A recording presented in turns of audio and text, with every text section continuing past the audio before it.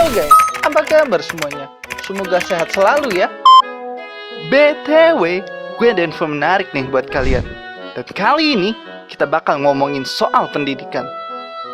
Mari kita bahas bersama. Apakah gunanya pendidikan? Bila hanya akan membuat seseorang menjadi asing di tengah kenyataan persoalannya. Apakah gunanya pendidikan bila hanya mendorong seseorang menjadi layang-layang di ibu kota, kikuk pulang ke daerahnya? Apakah gunanya seseorang belajar filsafat, teknologi, ilmu kedokteran, atau apa saja ketika ia pulang ke daerahnya lalu berkata, "Di sini aku merasa asing dan sepi"?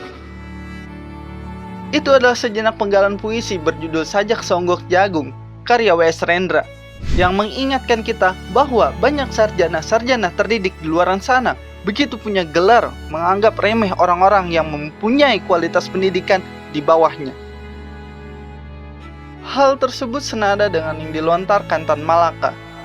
Bila kaum muda yang telah belajar di sekolah dan menganggap diri terlalu tinggi dan pintar untuk melebur dengan masyarakat yang bekerja dengan cangkul dan hanya memiliki cita-cita yang sederhana, maka lebih baik pendidikan itu tidak diberikan sama sekali. Masih banyak dari kita berpikir bahwa pendidikan hanya diajarkan dalam sekolah-sekolah aja nih. Di saat pandemi COVID seperti ini, sudah terbukti betul bahwa pendidikan bukan hanya diajarkan di dalam sekolah, universitas, maupun tempat-tempat didik lainnya. Kita dipaksa untuk tetap menjadi tahanan rumah dan menjalankan aktivitas pendidikan di dalam rumah. Tapi ada yang perlu diperhatikan juga nih, adik-adik kita masih membutuhkan bermain dan belajar di luar ruangan. Karena jika anak hanya berada dalam satu ruangan dengan jangka waktu yang cukup lama, hal itu bisa menjadi dampak buruk terhadap kondisi psikologis anak. Sejak dulu, dunia pendidikan di Indonesia menuai banyak kritik dari berbagai kalangan pemerhati dan aktivis pendidikan. Menurut PISA, Program for International Student Assessment, Indonesia di peringkat 72 dari 77 negara. Oh my god.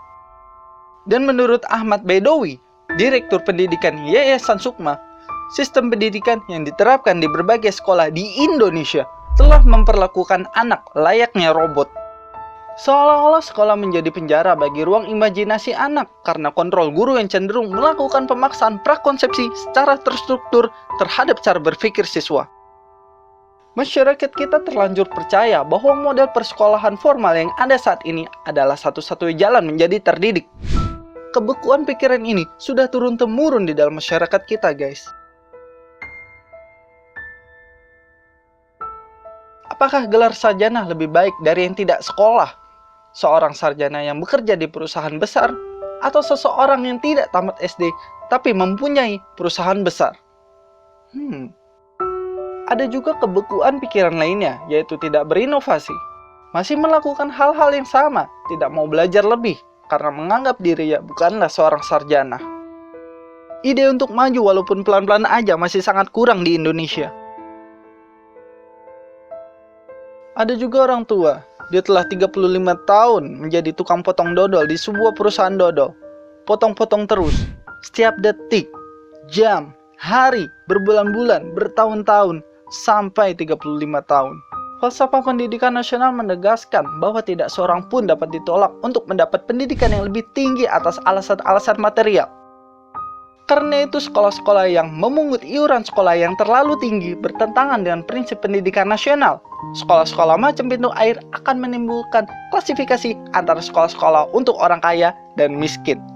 Apakah ada yang lebih tidak adil selain daripada mendidik sebagian kecil anak-anak orang kaya dan membiarkan sebagian besar rakyat miskin tetap bodoh? Seharusnya pendidikan kita tidak hanya mencerdaskan tetapi juga membebaskan, seperti apa yang dilakukan Ki Hajar Dewantara di dalam Taman Siswa. Tapi sebenarnya ada pula langkah-langkah demokrasi yang kita adakan. Misalnya kita menghilangkan titulatur. Semua orang yang masuk ke dalam taman siswa hilang titelnya Mas, Raden, Raden Mas, Raden Ayu, Raden Ageng. Dia masuk ke dalam taman siswa dengan titel Ki kalau laki-laki, Nyi kalau perempuan yang sudah bersuami, dan Ni kalau perempuan yang belum bersuami. Dengan begitu lalu kita sama. Di dalam taman siswa tidak ada perbedaan.